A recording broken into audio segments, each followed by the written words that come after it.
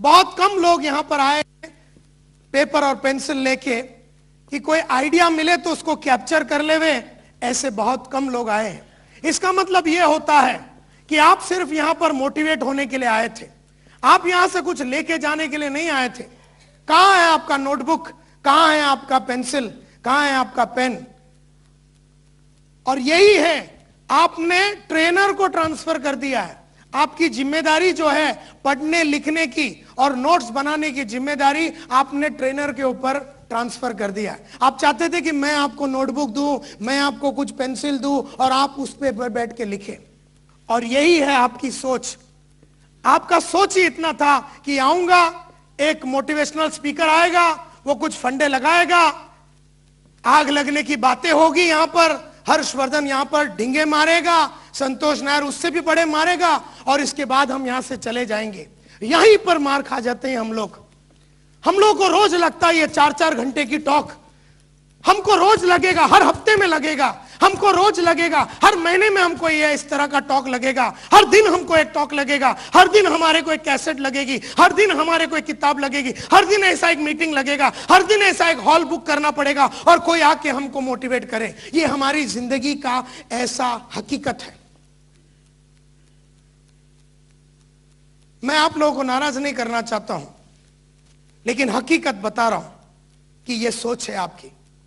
आप आए हैं यहां पर इंस्पायर होने के लिए, और आपको लगता है कि यह इंस्पिरेशन हर्ष का या नायडू का या संतोष नायर का या संकेश वायल का, यह मोटिवेशन आपका 50 साल तक रहेगा।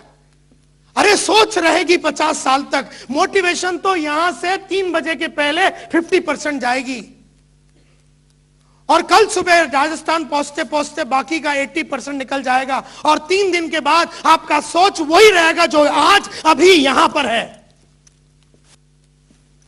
3 दिन के बाद आपकी सोच वहीं पर रहेगी, क्योंकि ये पहली बार नहीं है कि आप लोग कोई ट्रेनिंग प्रोग्राम अटेंड कर रहे हैं या मोटिवेशनल सेमिनार अटेंड कर रहे हैं, लेकिन हर चीज के अटेंड करने के बाद आपका सोच सेम रह गया।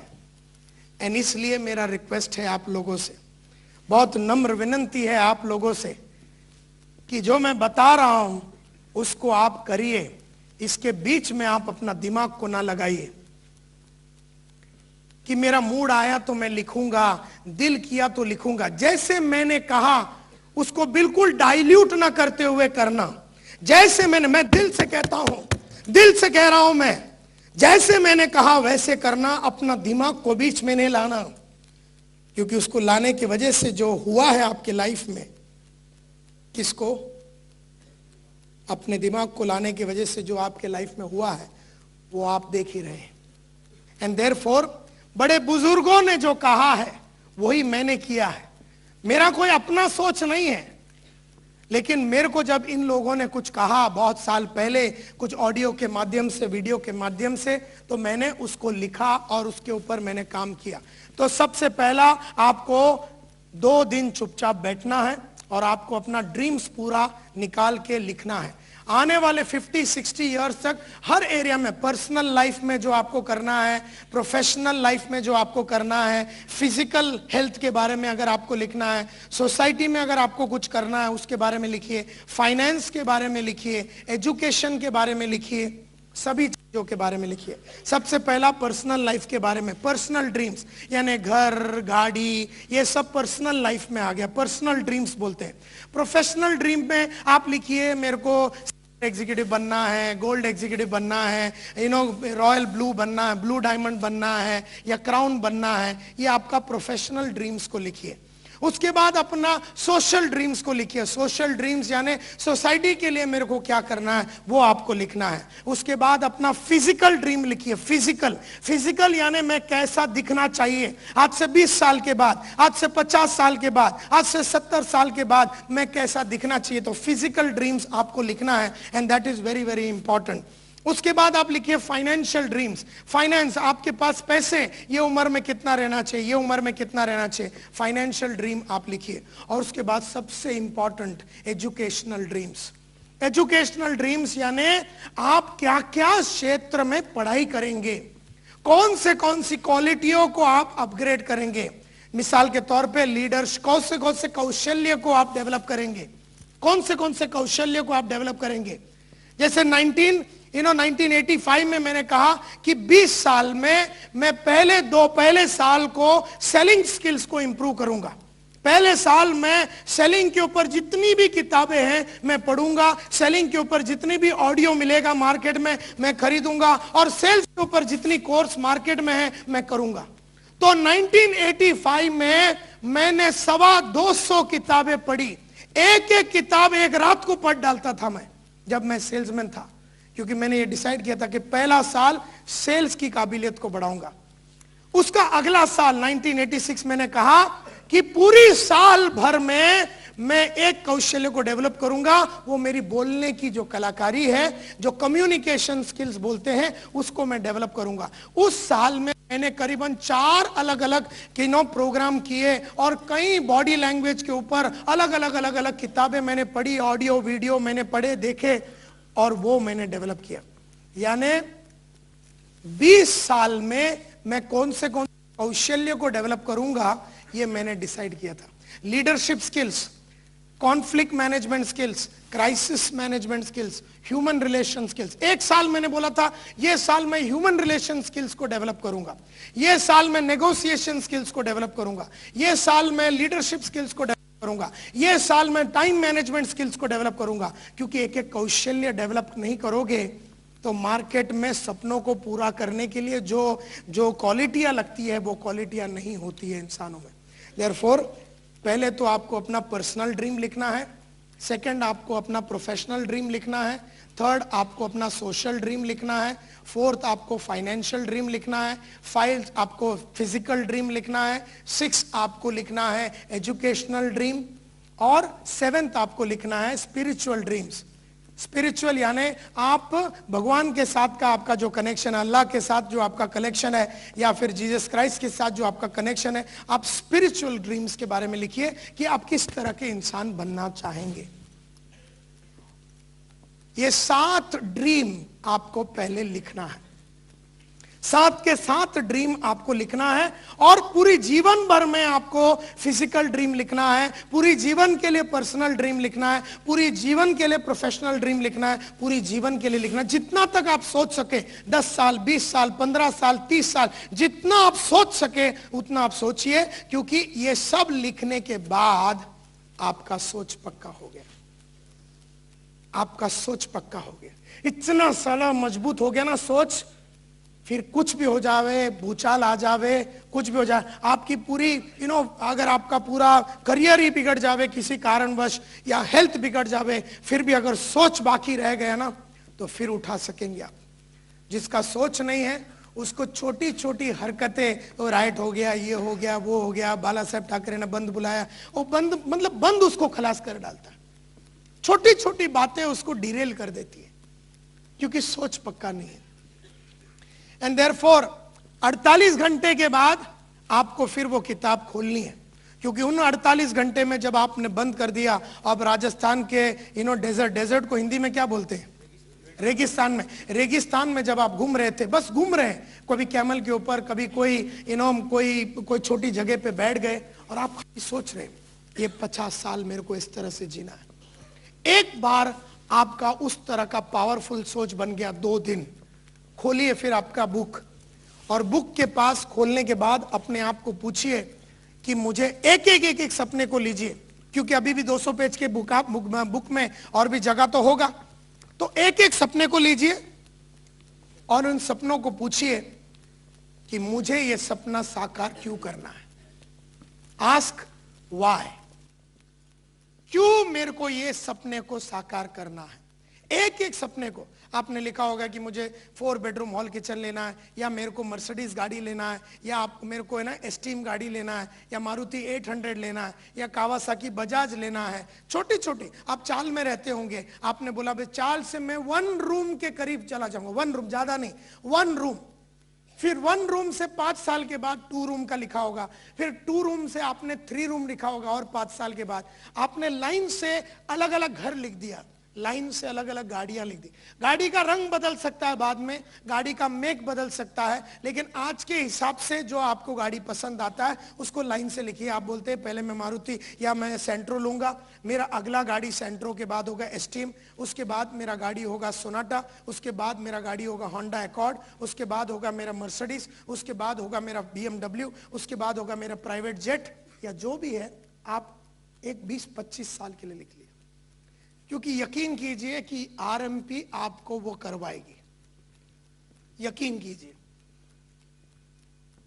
और ये सोच एक बार बना दीजिए my dear friends, ladies and gentleman, इसको आप बना लीजिए और फिर एक एक को पूछिए व्हाई, क्यों मुझे ये अचीव करना है, why do I want to achieve this dream, ये सपने को मुझे क्यों पूरा करना है। पहले एक को पकड़ना कि मैं 1 रूम किचन लेना चाहता हूं, क्यों, और उसका कारण लिखिए।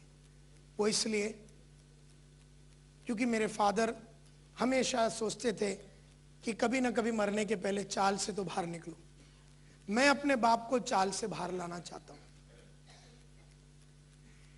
क्योंकि मेरी मां हमेशा चाहती थी कि ये चाल में हमेशा झगड़ा होता है कि हम किधर पीसफुली जाके रहे, और मेरी मां की ये इच्छा है। तो आपको 1 रूम इसलिए चाहिए क्योंकि आपका फादर या आपका मदर का ये एक चाहत है।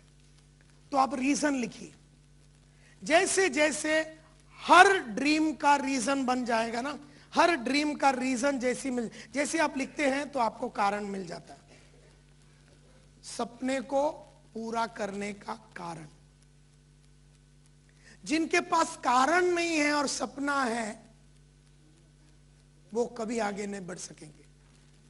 कि क्यों तुझे चाहिए मारुति एस्टीम, क्यों तुझे चाहिए 4 बेडरूम हॉल किचन, क्यों तुझे चाहिए कि तू एक डायमंड एग्जीक्यूटिव बने, क्यों चाहिए कि मैं क्राउन एग्जीक्यूटिव बनूं, क्यों चाहिए। और वो क्यों का कारण अगर 5 से 6 होगा तो आपका ड्रीम बन गया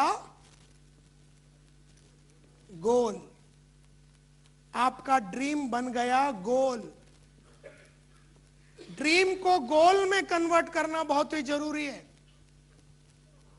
goal is dream in action. Dream तो आपने देख लिया था, अभी ड्रीम को आपने पूछा क्यों मुझे ये ड्रीम को साकार करना है, क्यों मुझे माधुरी दीक्षित से शादी करना है। और फिर तू जब लिखने को चालू करता है तो तेरे पास माधुरी को शादी करने का एक भी कारण नजर नहीं आ रहा है। अगर एक भी कारण माधुरी से शादी करने का नजर नहीं आ रहा है, इसका मतलब है ये सिर्फ एक ड्रीम है, ये एक गोल नहीं है। और ड्रीम के ऊपर काम नहीं किया जा सकता, सिर्फ गोल के ऊपर ही काम किया जा सकता है। ड्रीम के ऊपर काम नहीं किया जा सकता, सिर्फ गोल के ऊपर ही काम किया जा सकता है। और गोल ड्रीम से आती है, गोल ड्रीम से आती है। गोल ड्रीम को क्वेश्चन पूछने के बाद आती है कि मुझे ये सपना क्यों साकार करना है, मुझे ये ड्रीम को साकार क्यों करना है। ये जब इस तरह से आप पूछेंगे तो जो आपको रीजन मिलेगा, वो रीजन मिलने के बाद जो एक बात बनेगी वो हो गया गोल आपका। And that is what is known as. तो रीजन आपको मिल गया, और रीजन मिल गया तो वो बन गया गोल। हम में से कई लोगों के पास तो पहला ड्रीम ही नहीं है, और अगर है तो उसको लिखा नहीं गया है, और अगर लिखा गया है तो वो 50 साल के लिए नहीं है, और अगर लिखा हुआ है तो उसका कारण नहीं पूछा गया है कि मुझे ये साकार क्यों करना है, और अगर पूछा गया है तो उसको फिर से गोल में लिखा नहीं गया है। तो सबसे पहला तो आपको ड्रीम को गोल में कन्वर्ट करना है। इसके मैंने सबसे पहले स्टेप्स आपको बताए। तो ये जो स्टेप्स है ये आपको करना है। उसके बाद 7 और स्टेप्स हैं वो करने के। अभी आपको क्या मिल गया, आपके क्या सेट हो गए, गोल सेट हो गए। कितने साल के लिए, 25-30 साल के आपके गोल सेट हो गए। आपका सोच एकदम पक्का हो गया। अब आपको क्या करना है, अब आपको बड़ा सिंपल काम करना है कि वापस उस किताब को खोलिए और एक और बार सभी गोल को लिख दीजिए। क्योंकि पहले आपने समझो 200 ड्रीम देखे, कारण पूछते पूछते देखा तो 100 का ही कारण निकला, 100 का कारण ही नहीं निकला। तो गोल कितने बन गए? 100 बन गए। ड्रीम कितने थे? 200 ड्रीम थे जिसके 100 गोल बन गए। और 100 गोल जब एक बार बन गया और आपने वो लिख दिया, सभी क्षेत्र में, पर्सनल लाइफ में, प्रोफेशनल लाइफ में, फिजिकल ड्रीम्स में, स्पिरिचुअल ड्रीम्स, एजुकेशनल ड्रीम्स, सभी लाइफ में आपने लिख दिया। इसको बहुत ही सिंसियरिटी के साथ कीजिए माय डियर फ्रेंड्स, और मैं आपको गारंटी देता हूं एक और मोटिवेशनल टॉक की आपको जरूरत नहीं पड़ेगी अगर आपने ये बराबर दिल से किया तो, दिल से किया तो, सिंसियरिटी के साथ किया तो, ऑनेस्टी और कमिटमेंट के साथ किया तो, जुनून और जोश के साथ आपने किया तो। और जैसे मैंने कहा, लिखने के बाद 2 दिन चुपचाप किसी से बात ना कीजिए। उन 2 दिनों में ना आप हस्बैंड से बात कीजिए ना वाइफ से बात कीजिए। पहले उनको समझाइए कि मैं क्या करने जा रहा हूं, मैं अपनी सोच बनाने जा रहा हूं, मैं अपनी सोच को पक्का करने जा रहा हूं। अब हस्बैंड समझेगा नहीं समझेगा वो तो उसके ऊपर है, वाइफ समझेगी नहीं समझेंगी, बच्चे समझेंगे नहीं समझेंगे वो तो उनके ऊपर है, लेकिन समझाना अपना काम है। इस तरह से अगर आप काम करेंगे माय डियर फ्रेंड्स तो आपका फाउंडेशन बन जाएगा। उसके बाद आपको एक एक गोल का डेडलाइन लिखना है।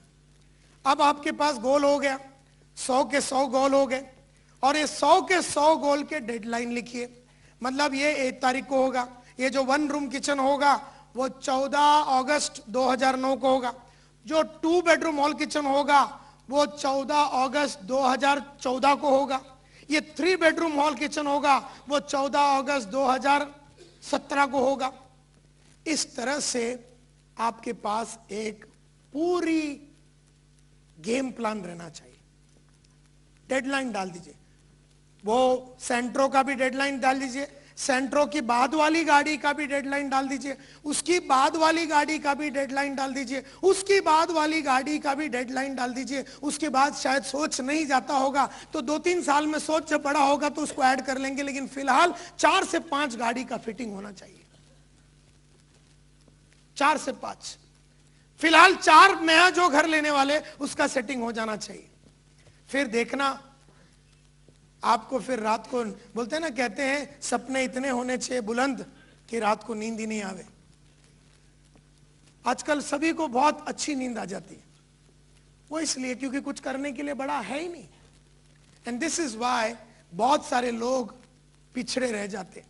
उसके बाद आपको हर गोल के लिए क्या क्या बाधाएं आने वाली है ये आपको लिखना है। Write down all the obstacles बोलते हैं, क्या क्या बाधाएं आने वाली हैं।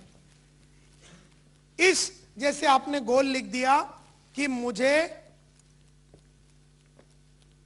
गोल्ड एग्जीक्यूटिव बनना है। अब गोल्ड एग्जीक्यूटिव बनने के लिए, जो कि आज से 3 लेवल बाद में है, आपके 3 लेवल बाद में है समझो, तो क्या क्या बाधाएं आने वाली हैं आपको, कि लोग छोड़ के जाएंगे, लोगों का कमिटमेंट कम रहेगा, कि लोगों का अलग अलग बाधाएं आपको आएंगी, टीम टूट सकता है। तो आप अपना बाधाएं को लिखिए। बाधाओं को लिखने के बाद आप ये लिखिए कि उन बाधाओं को से आप बाहर कैसे आएंगे। How will you come out of the obstacles, आप उस ऑब्स्टेकल्स और उन तकलीफों से बाहर कैसे आएंगे वो आप लिखिए।